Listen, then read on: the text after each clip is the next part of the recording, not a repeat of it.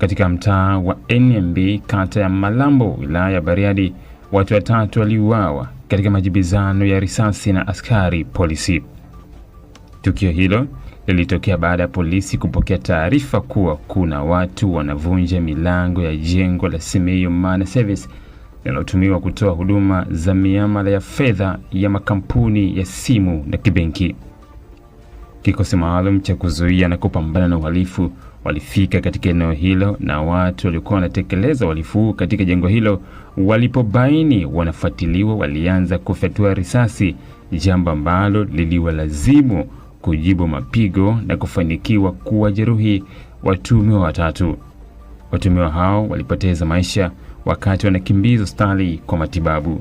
Askari walifanikiwa kupata silaha aina ya AK-47 walikuwa wanatumia majambazi hao na risasi 8 ndani ya